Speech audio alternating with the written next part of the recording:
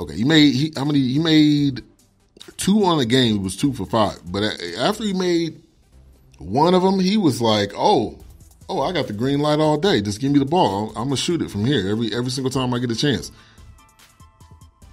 So that kind of caught me off guard. But it sounds like Brook Lopez is developing or has a 3-point shot. But Milwaukee and the Pistons, it's going to be a sweep. It's going to be even more of a sweep if Blake Griffin isn't playing. And I don't know how much he would truly add onto the squad anyway. Shout out to Holly Newsom. Thank you for tuning in.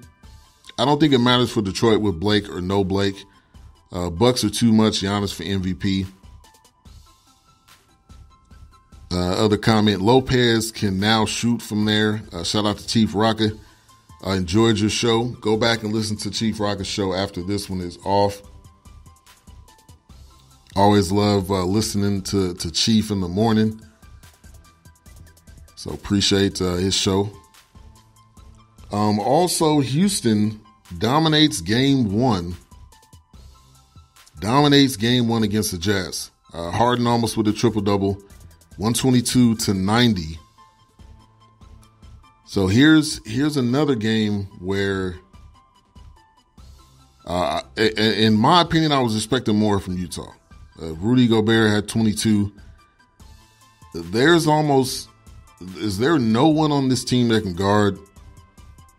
Is there no one on this team that can guard James Harden? I guess the answer to that question is yes, because he pretty much did what he wanted, but he went 4 for 10 from the 3. You cannot do that through the whole playoffs. Expect to win, but they could not stop anyone. So the Rockets win. CP3 had 14, Eric Gordon at 17. All the starting 5 was in double digits.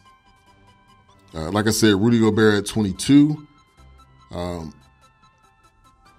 Donovan Mitchell had 19. Derek Favors had 13. So this is not last year. And I don't see it going to 7 games, maybe going to 6. Definitely don't see it going to 7 though. But this is one of those series that it looks like is going to be lopsided. And I don't think you can fairly compare this to last year because the circumstances are different. They're not the same. You don't have a hobbled Rockets team. So I think this is going to be different than last year for sure. So that's the NBA playoffs. Like I said, we have some games for tonight. The other game from yesterday was the Pacers and the Celtics. Celtics end up getting the win by 10. I think during the playoffs, I think we're going to see a more together Boston Celtics team. Kyrie had 20. Horford at 10, Jason Tatum at 15, Marcus Morris had 20 off the bench, Hayward had 10 off the bench. So I think we're definitely going to see a different team, a different Boston team in the playoffs. Now, granted, they did play Indiana. Indiana, one of their players on the starting 5 had double-digit points. This was a low-scoring game. But this is, I'm really looking forward to these playoffs. The games for tonight, like I said earlier, the Nets and the 76ers, they're going to be playing in Philly. Philly is going to need a bounce-back win. They cannot go down 0-2. And then the Clippers and the Warriors, which it's very clear that the Clippers snuck into the playoffs. They did. That's just reality, and they're getting ready to lose again tonight. I don't see that going any other way. Celtics Pacers was old school type of game, very low scoring, says Courtney Harden. So also a topic coming out today is that KD says that he hopes the Warriors retire his jersey. Now, are we going to read between the lines? Are we going to read further into this? But what he says is, if you put a Durant 35 jersey in any NBA arena coming from where I come from, that is why this stuff is important to me, because my family name will be there after I'm dead. to have that hanging in the arena with one of the best franchises in sports, hell yeah, that's a goal. So he has not made a decision. I think he's still indecisive on what he wants to do and where he wants to go. So I don't think we'll know anything. I don't think we'll know anything really anytime soon as far as KD goes. But it sounds like he would love to see his jersey in the Raptors at the new Warriors arena, which will be, I think it's going to be called the Chase Center. So, and anybody would want to see that, especially with one of the best franchises and how they've come along as of the past 10 years. So let's go over to college basketball here. LSU reinstates Will Wade after his suspension. The dude was on the phone negotiating money to give to a college kid, which you shouldn't be giving money to college kids. I thought he would have been fired. Obviously, LSU thinks differently. And, you know, in the story, they said, well, LSU had one of the best seasons that they've had. I think they went to the Sweet 16, and I get it, but is that truly worth keeping this guy? Who knows if all the story's out? Who knows if this is the last we're ever going to hear about this? And I could have sworn that he got jail time or probation or something like that. So, yeah. If I'm a kid going to LSU or if I'm a kid that committed to LSU, I would be a little bit questionable if I'm going to go there or not, because there's a cloud that's looming over the school, and who knows if they're going to get any penalties from the NCAA. And I don't think this thing is over with yet. Maybe LSU thinks it's over, but I don't think this whole conversation is over with yet.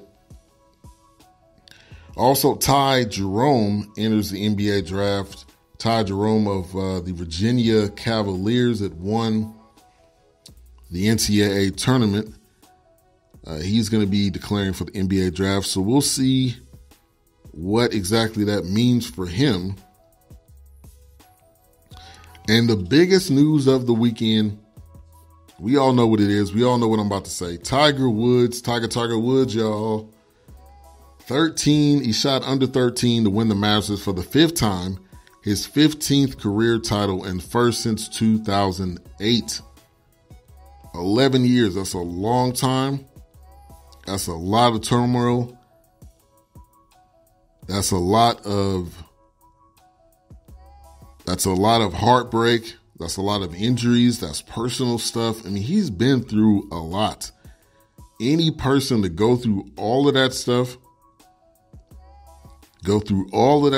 and then come back and win after 11 years of all these ups and downs, I salute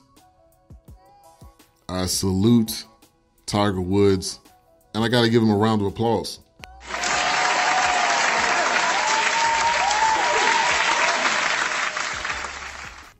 That was a lot to get through.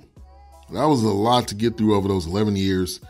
So here's the stats right here as we break it down. He is second in PGA Tour wins behind Sam Snead. He needs 2 more to pass him. He is 3 majors behind Jack Nicklaus, so he needs 4 to pass Jack. But this was epic. This was must-watch TV. And I said this on a show I was on, my man, the Will Walker show.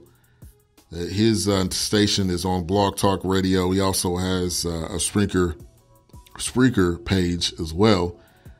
But when Tiger Woods is playing, more people watch. People that don't normally watch will watch when Tiger Woods is playing. That's just a fact. The ratings go up, especially if he's in the mix. The ratings go up even higher.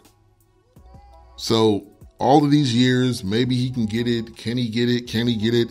Well, he got that jacket, and I think he deserves it 100%. Tiger was so much in control and patient. He was. The 11-year drought is now over. He posted a final 2 under 70 to win the Masters. First time since 2008, 15th of his career, first Augusta National since 2005. This was great. It really was. Even my wife was excited, and she does not watch golf at all. But it's Tiger. It's Tiger, and you get excited when you know Tiger's in the mix, especially when it comes to the Masters. So again, congratulations to him. Redemption. We have redemption stories this year. Virginia, who lost in the first round to a number 16, come back and win the national championship. And then we have this in Tiger Woods. I think it's amazing. I think it's amazing, and it gives a lot of people, including myself, hope that he can surpass Jack Nicklaus, which I think that he will. And on Friday, I said I didn't think he was going to win it. So I'm going to go ahead and admit that. I'm eating my words right now as we speak. But well-deserved for Tiger Woods. Once he was in contention on Sunday, it was always must-watch TV. True. Very true. All right, so we're going to take a break. When we get back, we got UFC 236. We got the Benny Awards, so you can put in your top performers of the weekend, whoever that is, whoever it may be. Tiger is on my list already. I'm going to go ahead and give that one away. That's a no-brainer. But put your Benny Award winners to the top performers of the weekend. We're going to take a break, and we will be right back. You're tuned in to the Weekend Wrap-Up Show right here on XY Radio.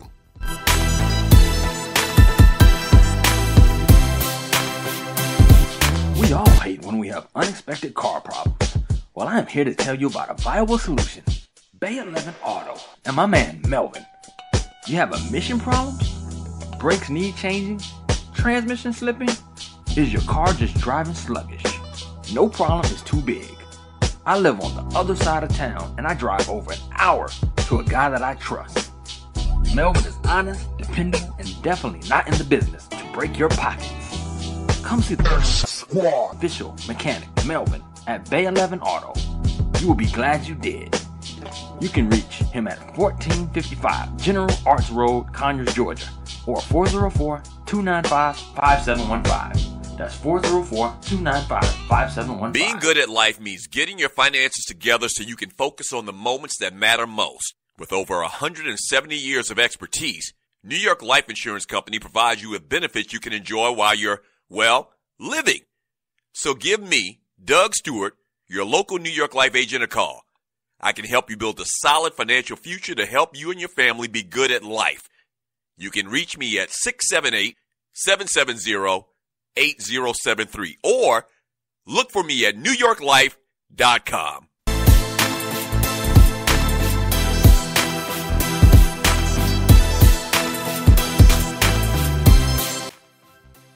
Welcome back to the Weekend Wrap-Up Show. Put your Benny Award winners in the chat room. Like I said, top performers of the weekend. Shout out to DJ Knox. Thank you for tuning in. Courtney says, Benny Awards to Tiger Woods, Lomachenko, Steph Curry surpassing Ray Allen in threes for the playoffs. I agree with all three of those. Lomachenko continues to punish every single fighter that comes in his path. Every single fighter. Every single fighter that comes in his path, he punishes them to the nth degree. So yes, definitely shout out to Lomachenko. Also, I want to give a shout out to my nephew.